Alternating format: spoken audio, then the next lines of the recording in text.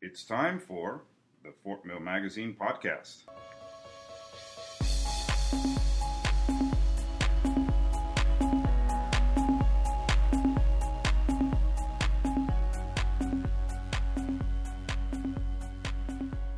It's August 8th, 2012. I'm Tracy Roman. And I'm Emily Wyatt. Welcome to the podcast. We've got a lot of exciting things Got a good show happening. today. Yeah, good guests coming up. But we did a lot yesterday, you know. You just got the blog up and running. We've got I'm that. very excited about that. I don't know if our listeners have noticed the blog yet, but that was just implemented yesterday. And one of our guests actually was the first blogger yesterday. Yep. We'll be talking to her about that later. But this is a big deal to have a blog. You know, I've blogged before. Have you blogged before? Rarely. But I did. I tried. In college, I tried, but I was writing so much as a mass comm major that I was just... Right. I got over it really quickly. Yeah. It's almost like Facebook and Twitter, like little bits of information, random thoughts, and or pictures you want to share. Like, it's the same thing, blogging, but some people, It's a bit more intense. They make money doing this. Yeah. I mean, there's a lot of people that make money on blogs. Yeah. Right. I guess with... because they're talking about their experience going out to eat or maybe reviewing a product, right? And then they get advertisers like that. A lot of computer companies will pay guys to write reviews and whatnot. There's actually a guy who just wrote an obnoxious amount of pages for Mountain Lion Review. It was like over 200 pages of Mountain Lion Review. Wow. Yeah. That's intense. That's ridiculous. No one's going to read that. No. Yeah, because, I mean, you know, with the advent of the internet and then Google, I mean, there's like whole articles just written about how Google has affected, you know, us today, our society. Oh, and yeah. that we've lost our attention span. Yeah. I mean, right? my generation's attention span is what, like 30 minutes at best? Yeah. So Yeah. people can't even read a paragraph anymore. We need instantaneous And that's satisfaction. what Twitter. Yeah. Because you're a big tweeter. I do toot. Yeah. I tweet. And I'm kind of a disgruntled tweeter because I don't completely understand all the lingo. Yeah. But I'm getting better. You are getting better. But teaching yeah, it's like little... I think that's why it's hard for me because I'm more old school. Right. I'm used to reading, you know, paragraphs stuff. And so with Twitter, these little bits of information and then these little codes, I'm like, well, you have completely 140 lost. characters. That's all you got. Then you're done. Yeah. And you cut off. And I don't have the, like, nobody gave me the code dictionary. I don't have the tweet dictionary to look up what FF is. I think we were talking about that earlier. Yeah. What is FF? I'm still like in the VCR age. I was like, FF, that means fast forward. What am I supposed to fast forward on Twitter? I didn't get it. What do you need to fast forward on Twitter? Yeah, I was like, I'm missing something. But it was our other contributor, Matt Griffin, who educated me on the FF.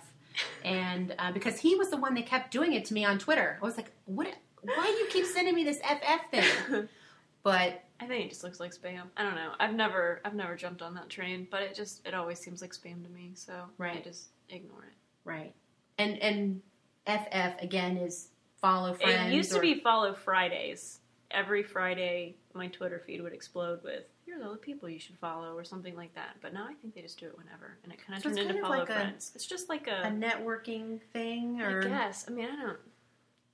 Or like saying, "I have all these friends, meet all my friends." Kind of like I follow Zoe Deschanel, and she'll do it, and she'll say cute. like, "You should follow my friends at blah blah blah," and then she'll Right. give you their Twitter feeds or whatever their usernames, and you're just kind of like, okay, right. I mean, I don't. I'm sure it works. Does for it some really people. help? I don't know. I mean, I'm sure it does. Does anybody out there want to like FF Fort Mill Magazine?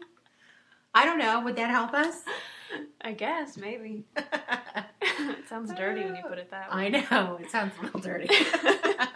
Anyway, so we've got a good show today. We do. We have Don Murfin, who will be talking with us first. He is a great guy. He's a nice guy. I've actually met him today for the first time. He was really nice. He's a good guy. And he's going to be talking to us about his baby, the Community Cafe, Mm-hmm. and then we have Carol Howe. Yes. She's a super nice lady, too. Yes, and She's very funny. one of our contributors. Mm-hmm. She has great energy. She does. She writes for the Dementia Piece in our magazine, and she's got a new blog now on our website. So, Yes, yeah, she was our first blogger. good community service episode we got coming up. Yes, indeed. But for now, we're going to tell you a little bit about our sponsor of this year's podcast. Today, it is Carolina Place Animal Hospital. They are located at 8177 Regent Parkway, suite number 103, and that's right here in Fort Mill, of course. Yes, and my parents actually have they've had 5 dogs at a time at one point, and we went to Dr. Chappell at Carolina Place Animal Hospital, and I mean they're great. They know their stuff. They're great when you come in. Everybody's really nice. Your dog's really calm. I mean it was a really good experience every time we went in there. Wonderful. And there's also 2 other vets there as well. The main one, of course, is Dr. Robert Chappell. Yep. But then there's also Dr. Ashley Isbell and Dr. Jennifer Jones. Jennifer Jones, that's right. Yep. And they're all wonderful. And I really like their slogan, "Your pet is the heart of our practice." And Yeah, I think that's that, really what matters when you have a Yeah. pet. You just want it to be taken care of. absolutely. So we appreciate Carolina Place Animal Hospital for sponsoring this podcast. Indeed, but now we can start talking about the community cafe. So, good morning, Don. Good morning. Don, we featured you back in summer 2011. Laura Fitton-Pidge, our contributor, did a story about the community cafe. Can you tell us a little bit about how the community cafe started? Well, it started really back in the fall of 2009, and I won a door prize at a meeting of the Charlotte Christian Chamber. And the door prize was to work with a life coach. Her name is Nicole Greer, and she has her own company. And at that time, my business in the venture capital business was winding up, and I had been thinking about, well, what do I want to do next? And so this was a great opportunity to work with somebody that could help channel a lot of thoughts. And we got together, and she just pulls all this out and then puts it back together. And the short answer is her recommendation to me, because of where my passions and joys and experience were, that I should seriously think about starting a soup kitchen. Wow.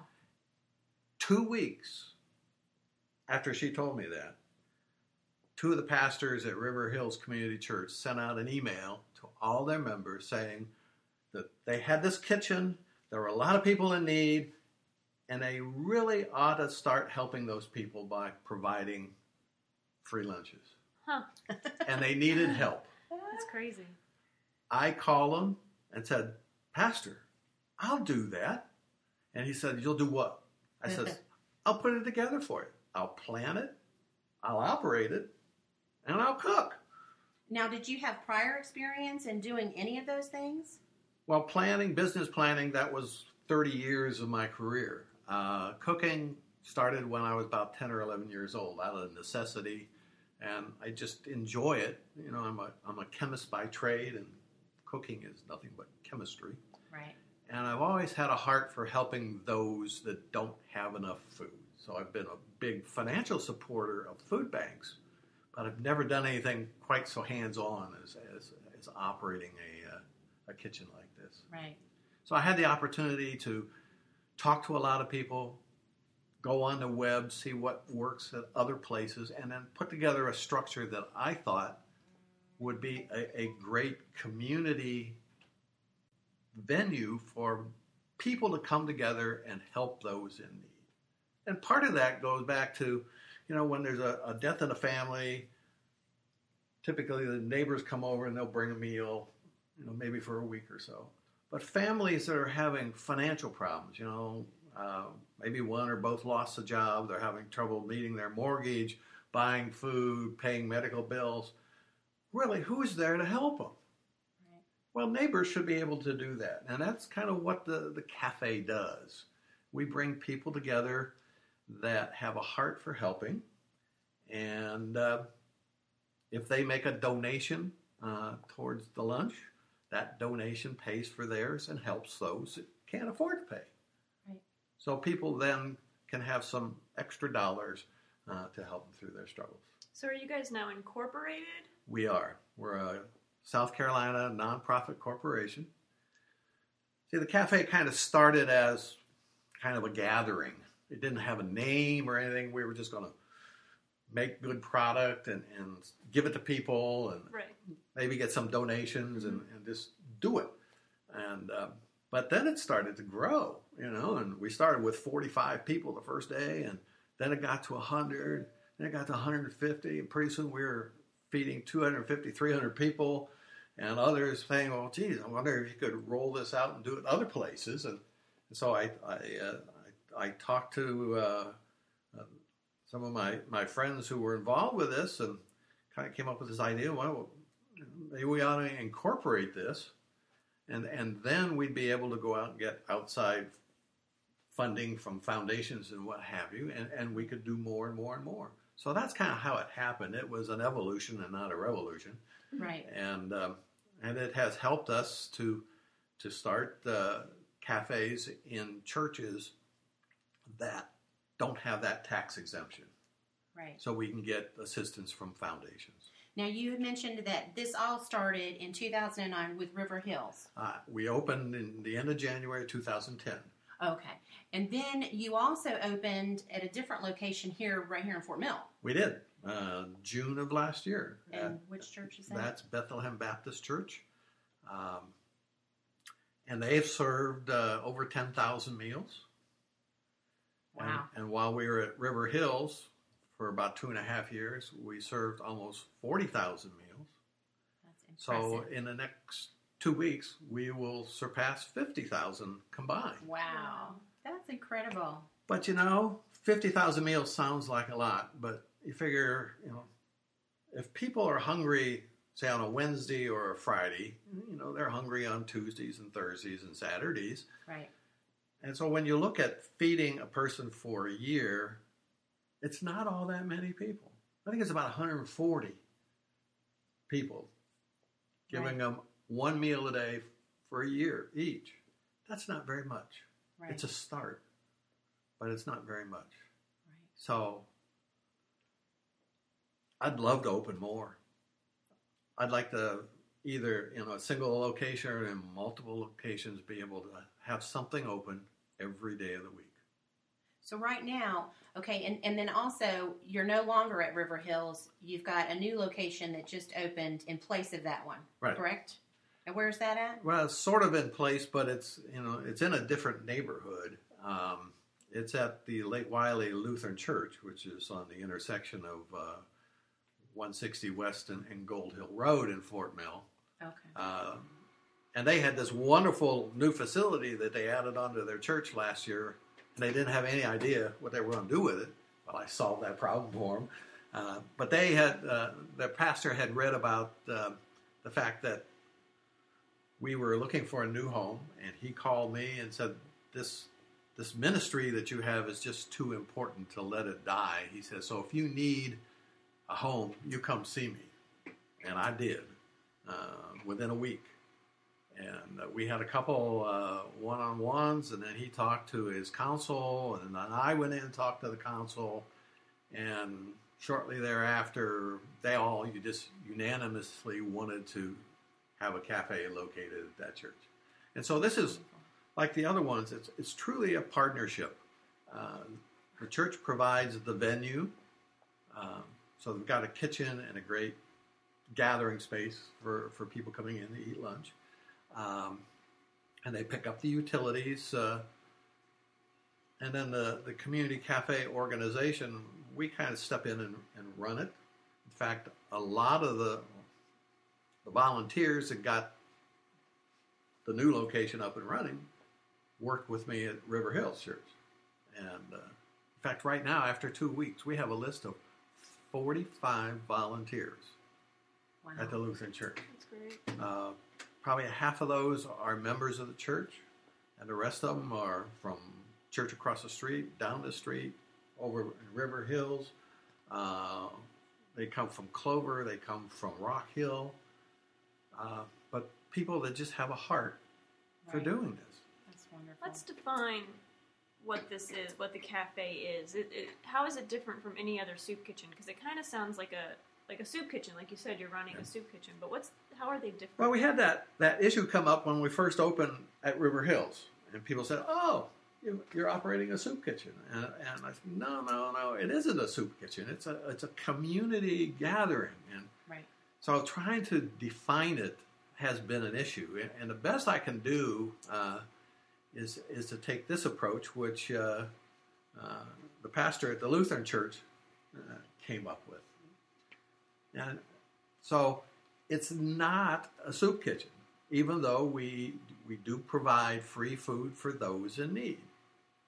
And it's not a restaurant because we don't charge anything for it, but we do provide restaurant quality food product. But it is a place for people who cannot afford a lunch to come. And it is a place where others who can afford it can also come and enjoy a very nice meal. And if that person puts $5 into the donation pot, that $5 pays for that person's meal and 4 others that can afford to pay for it. Right. And that's what makes the cafe work. And that is truly getting back to this point where neighbors are helping neighbors and keeping the government out of it, Right. and just doing what neighbors ought to do. Right. And that's what gives so much joy to it. Plus, people who are in need have a lot of stress in their lives. And so we provide not only the food, but we really supply the love of Jesus for people who come in. And that's why we always partner with the church. Right. We want a pastoral group who believes in what we're doing, who will be there and to give comfort to those that need it. Right. And so you put all that together and you have this community cafe. And there's other people, like we went there, I believe on a Wednesday, when we came to do the photo shoot with you last year for the Yes, summer yes. issue, right? And there's this energy, and all the people that are in there, the people who are volunteering and the people who are sitting down to eat lunch, everybody's so happy to be there. You don't get the sense that this is like a downtrodden kind of place. Oh, no. And there were business people who stopped in to have lunch. And there was also 1 or 2 other organizations from a local hospital, I think, that was there doing like blood pressure readings or something Yes. like that. Yes. Does that happen often? We had something going every week. There is an organization called Agape Senior, and they come in and provide information on helping the elderly. And a lot of people have issues like that. Mm-hmm. So they just provide information. UnaHealth comes in and provides free blood pressure checks, and they will also check for blood sugar levels. That's awesome. And we've had the Alzheimer's Association come in and talk about care for people with that disease. From Parkinson's have been in. We've had the VA come in and talk about what's available for veterans if they're having issues. So it's again trying to build this concept of community. Because a lot of people don't know where to go and who to turn to. Right. And so we don't bring in people that are selling something. We're just providing information resources. Right. Now, is there transportation or anything? Because I know a lot of these people are housebound. Is there transportation to bring them there, or do you do things where you actually bring food to the people who are housebound? Typically, when the cafe is in full, robust operation, we will deliver out as many meals as we serve in-house. Wow. And so we work with other charitable organizations. We work with churches that have ministries to help their members who may be home and ill, recovering from surgery, just not able to get out. If we get the list, we'll put together from our volunteer list drivers who will deliver those out. That's great. Excellent. And we also support, in the past, and I hope we'll continue to support the two children's homes in the area, because their biggest cost is providing meals. Yeah. And so if we can help them on that, then they can do more to help those kids. And and it's, again, we've had people recovering from an illness who have had their meals delivered to them, who have been regular attenders once they're able to come in. And they tell everybody how wonderful it is to get something delivered to them when they need. I mean, we have delivered meals to people living in tents in McDowell Park, and over at Ebenezer Park. And in one case, there was a family of 3, and they were so impressed, they became kitchen volunteers. That's wonderful. So somebody would pick them up, and they'd come in and have lunch, and then they'd work in the kitchen, and then we'd take them back. And It's like you said, because I think the community, calling it the community cafe, really shows that it's not just a soup kitchen, like what you were saying earlier. That it's a social time for people to connect and interact. Yeah, one fella told me, he says, there just isn't another place like this where I can come in, see my friends, sit down over a nice lunch, and just enjoy their company. Right. And he, so he was there every week. And while we were in this interim period after we had to leave River Hills Church and before we got started at the Lutheran Church, every time I saw him, when are you going to open again? When are you going to open up again?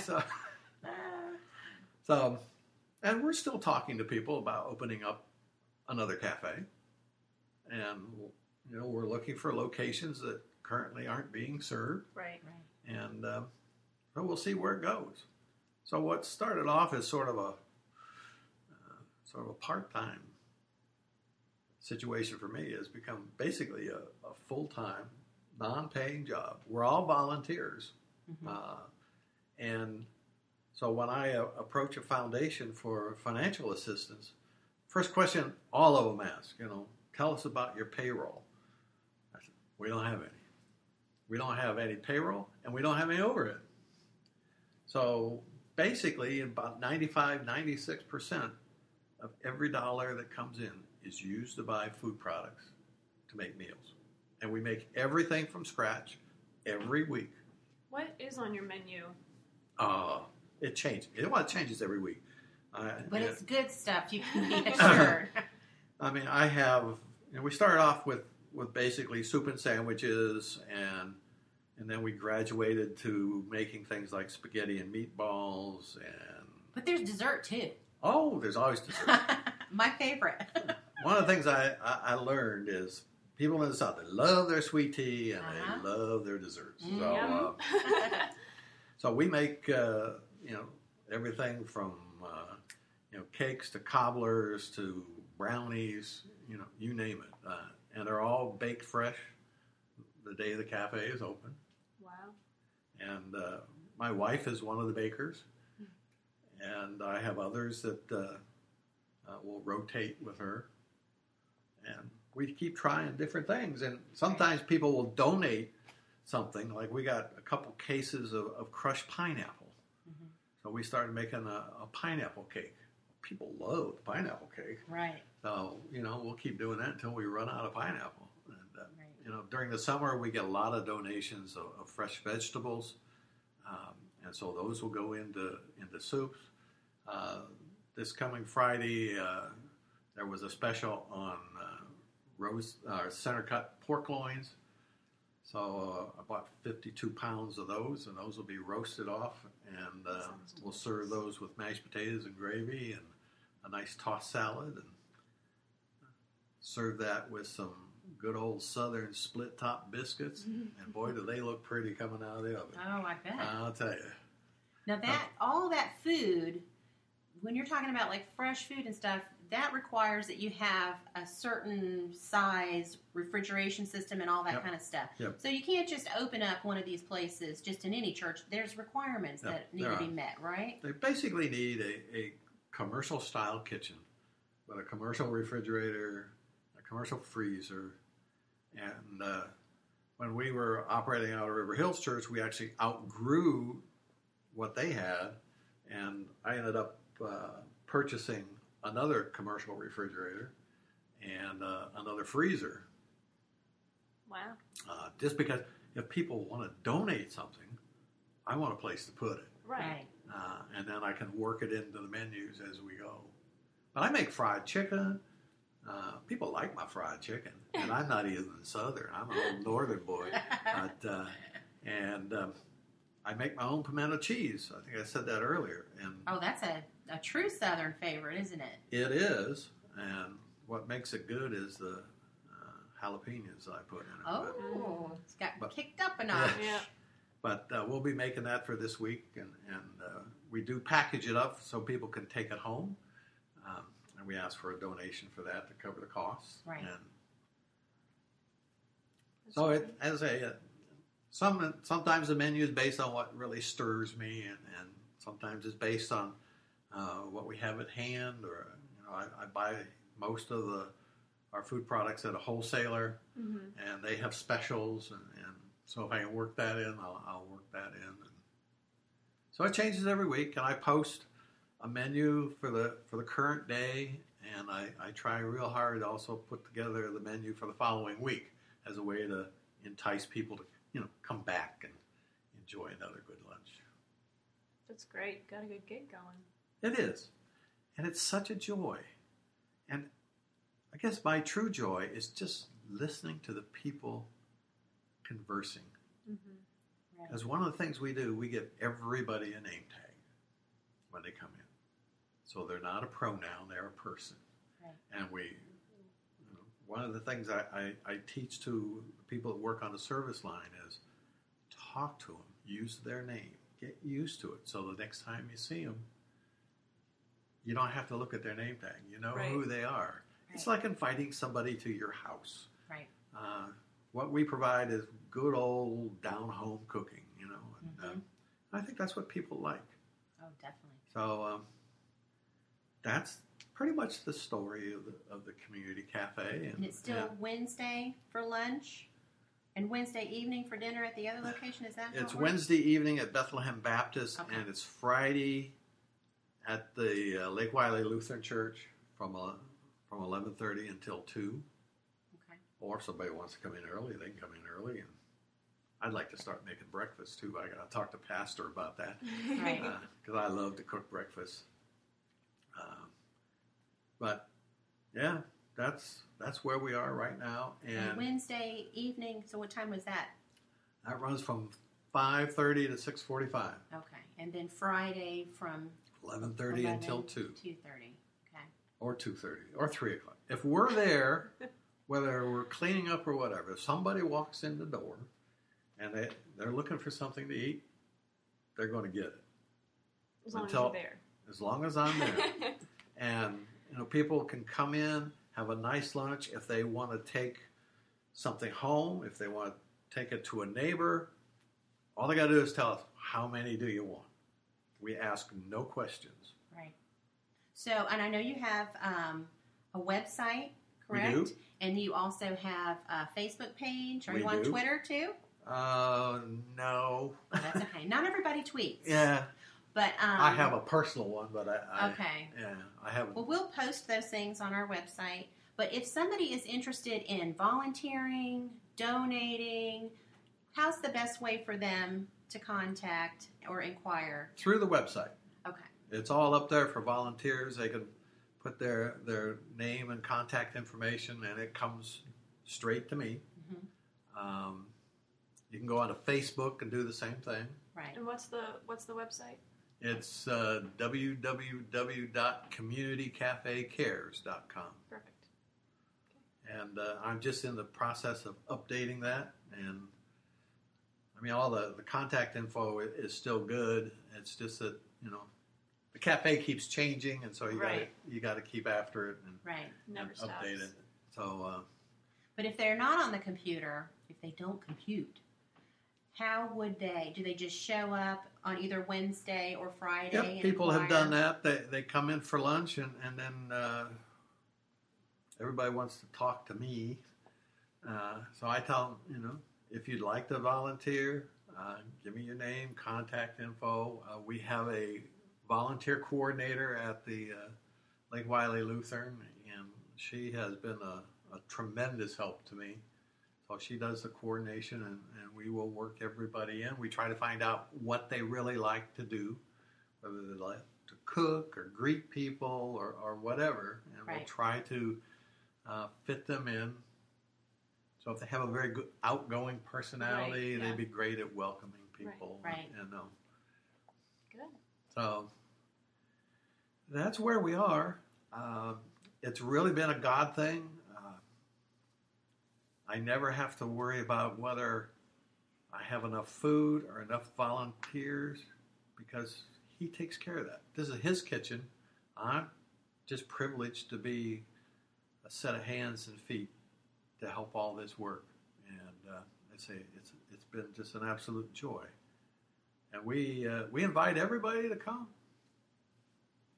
We do as well, and we thank you so much for joining us today on our podcast. We at Fort Mill Magazine definitely appreciate what you do for the community. You are a hero in our book. Well, thank you. You're being most kind. But we hope to have you on again in the near future so you can tell us the latest and greatest things for the cafe and tell us about how you've grown. Lord willing, I'll be here. Good deal. Thanks. Thanks. Thank you. And now we'd like to mention our sponsor again, Carolina Place Animal Hospital. Your pet is the heart of their practice with Dr. Robert Chappell, Ashley Isbell, and Dr. Jennifer Jones. Yes, we really appreciate their sponsorship of this podcast. And again, they are located at 8177 Regent Parkway, suite number 103. Their website is carolinaplaceanimal.com. And their phone number is 803-547-3547. Well, our next guest is Carol Howe. She's one of our esteemed colleagues, as we like to call her. She is one of our newer contributors. She just wrote Let's Talk Dementia in our current publication, which is the summer issue that's still available now. And welcome. Thank you. I'm glad to be here this morning. We also just posted yesterday our very first blog entry, thanks to you. That was We All Have Our Limits. Oh, wow. And don't we all have our limits in lots of things in life? That article, though, specifically was dealing with getting folks to take medication when they don't want to take medication. So Right. a lot of good conversation about that and some tips to help families with that issue. Right. I think that's wonderful. And like I mentioned before, Let's Talk Dementia was the first article that you wrote for us. So why don't you tell our listeners a little bit about your background and why you choose to talk about such things? Well, yeah, dementia is not exactly the most happy topic in the world, and I try very hard when I'm working with clients to make it happy. One of the things that I do is bring a lot of humor and a lot of levity into the conversations. One of my favorite sayings is "You've just got to laugh," because if you don't laugh, you're going to lose your mind. I pretty much think in all of life, and Sure. when you're dealing with a topic like dementia, if you don't find some humor in it along the way, then you're going to be a very sad person. But my journey with dementia started actually with my grandmother, who has since passed away from Alzheimer's type dementia. But in August of 2006, my mom was diagnosed with Alzheimer's type dementia. And it was at that point that I began seriously learning about the disease because I wanted to be able to help take care of my mother as best I could. I then took classes to become a certified dementia specialist, took classes in Tennessee to be an endorsed life coach. So now I can sit down one-on-one with families who are traveling that journey and help them understand what is happening in their loved one's brain, what is happening in their life, and then to help them be better caregivers. My story is a little more complicated than that in 1992, my husband sustained an injury at work which brought about a closed head injury, and he has damage to the brainstem area of his brain as well as the occipital lobe. And once I began learning about dementia, I realized there was a great connection between dementia and the brain injury that my husband had. He woke up with amnesia and lost 4 years of his life that he's never regained. Really? So all of this has helped me be a better wife to my husband, a better daughter to my mama, a better caregiver in general, and now have the wonderful opportunity of working with families and helping them as they struggle through their journey, helping them to realize that it doesn't have to be such a struggle, and helping them to laugh along the way. Right. That's wonderful. And so all of those things combined is how it was the impetus for you to start Senior Life Journeys? That is correct. One of the reasons I started Senior Life Journeys is the phone call that I received telling me that my mama had been diagnosed with Alzheimer's, and it sounded like this. It said, "Miss Howell, this is Dr. So-and-so. Just calling to tell you your mama has Alzheimer's." And I said, "Are you telling me you think my mama could be getting it or she's going to have it?" "No, ma'am. Your mama has Alzheimer's. I'll call you in some medicine. Let me know if you need anything." How's that for bedside manner? Bedside manner. He failed that part of class, let me tell you. Wow. So I hung up, and I was standing by the edge of the bed, and I sat down, and my husband said, "Are you okay?" And I said, "No, I'm pretty sure I'm going to pass out." And I sat down, and really the cold sweats came out. And he said, what just happened? And I told him, and he said, "There is no way the doctor just said it like that." I went, "Oh, yes, he did." So that began my journey of first finding a new doctor, which I immediately did, and then learning about the disease. So I realized that I felt like I was alone. And that, I did have the internet, which isn't a very personal way to learn about such a it's a fatal disease. To get that diagnosis and get all your education from the internet is not the best way. You need that personal touch. You need somebody who holds your hand while you cry, and I knew no one who was qualified to do that. Right. And so as I began to learn and become more intrigued with really what happens in the brain, it just fascinates me. I thought, there are people out there who need to cry on my shoulder. They need me to be there and go, "It's going to be okay, and these are some things you can do to make life better, and these are some things you need to just let go of, and let's try to laugh some too." So that's why I started Senior Life Journeys. Right. And so tell us a little bit about, because Senior Life Journeys it's your organization. Yes. So what kind of services do you provide? Well, Senior Life Journeys is really a threefold type of business. The first thing that I do is this one-on-one life coaching. Families come in and they choose a package deal, so to speak, of so many sessions they would like to have with me. And then we meet weekly or every other week to learn the basics about dementia. We learn things about how to approach someone and how not to approach someone, things to say to cause conversation to be effective, and things to never say to someone with Alzheimer's. We learn how to shake hands with someone. There's actually a technique that's more effective.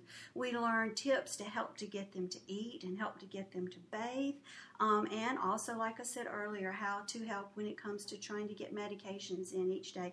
Just a lot of practical tips to help make life better for the loved one who has the disease as well as the caregiver.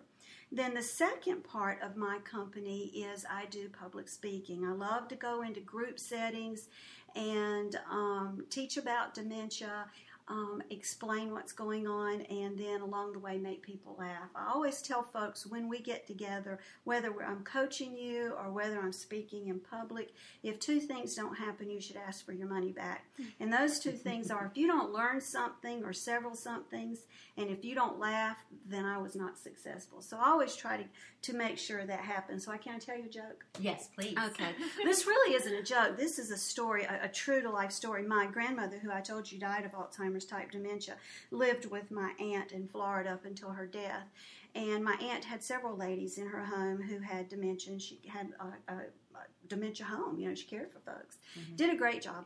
Well, there was this one lady who my grandmother every day would get up, or my aunt rather, would get up and get her dressed and breakfast and everything, and sit her at the back door, French doors of my aunt's kitchen, where she would look out over the grass to the house beyond, and that's the house that this lady used to live in, and her husband still resided there. And she would sit and look at that house.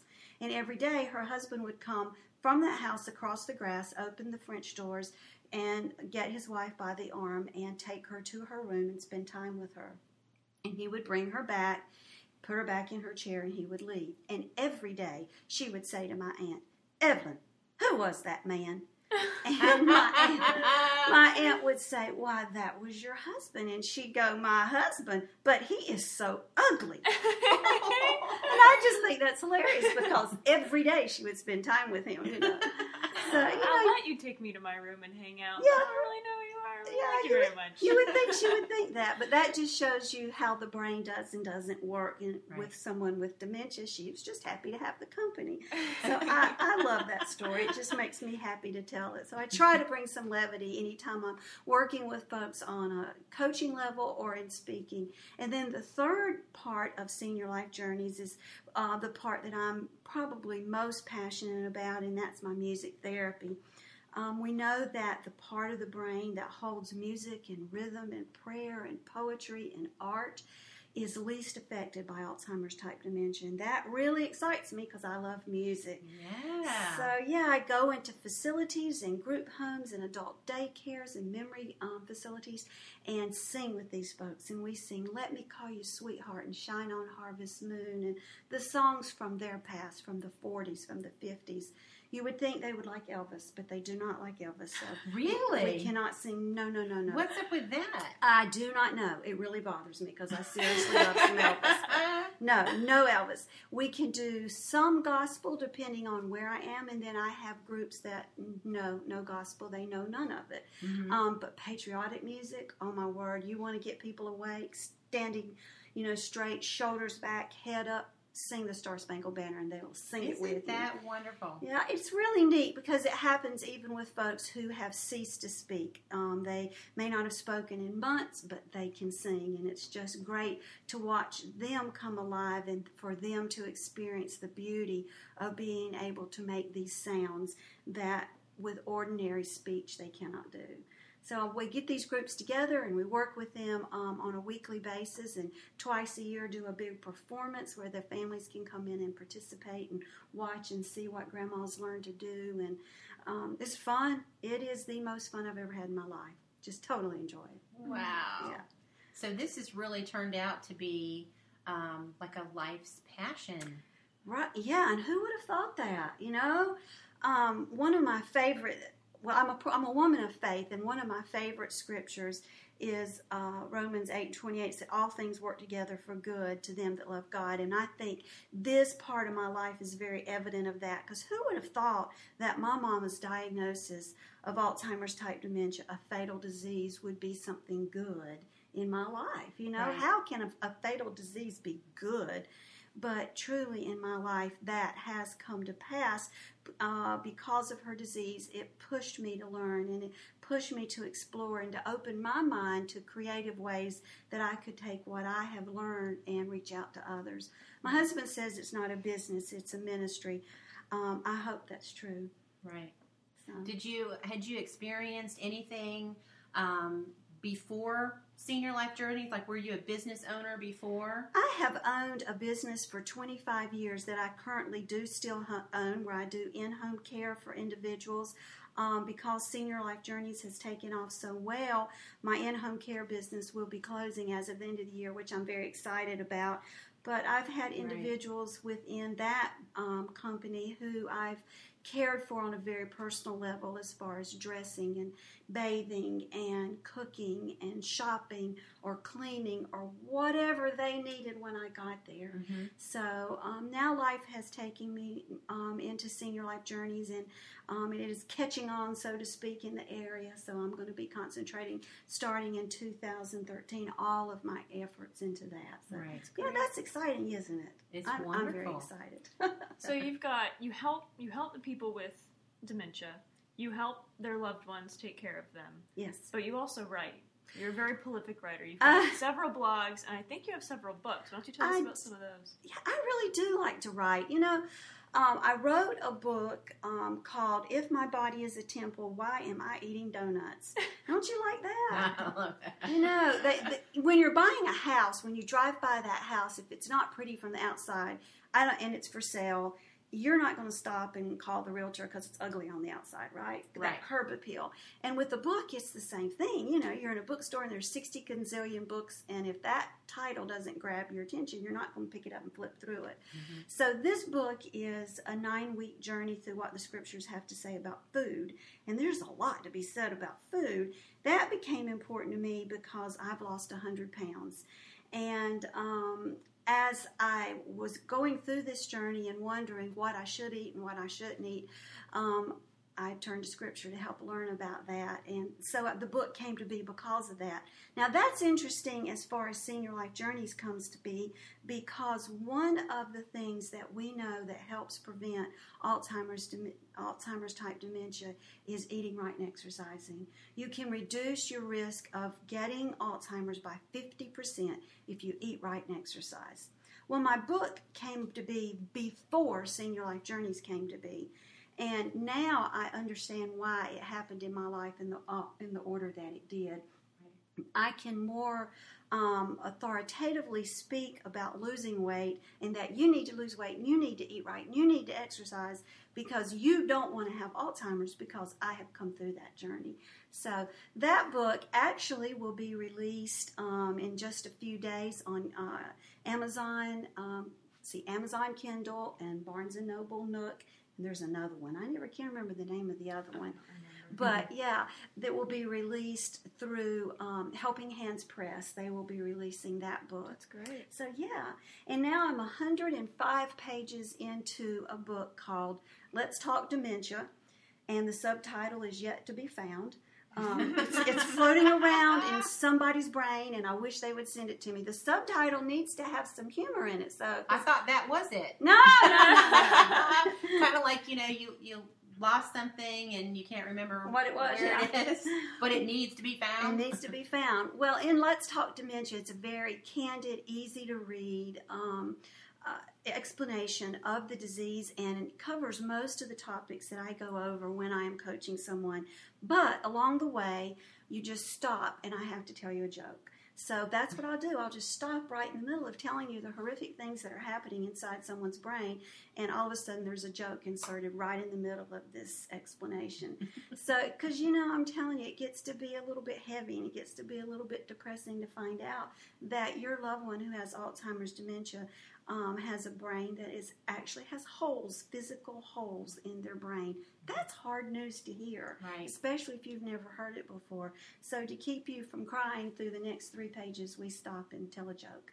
Right. So that is some of my writing. I also have another book that I'm hoping my publisher is going to grab a hold of after the first of the year that I have finished writing.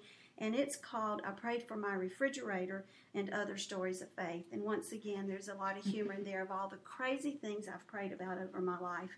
And I think God was honored by those prayers, and I sure was glad to get them off my chest. So. But I really did pray for my refrigerator. I did. That's an important appliance. You do without it for a while, and you'll be praying for yours too. That's wonderful. Well, if someone wants to learn more about Senior Life Journeys, you can mention your website. Sure. Yeah, I would love for them to visit the website. It is seniorlifejourneys.com. and there's a lot of information there about the coaching. If you click on the music therapy tab, there is actually a video of one of my choirs performing. They were doing a patriotic anthem. Let me tell you just a second about the patriotic anthem.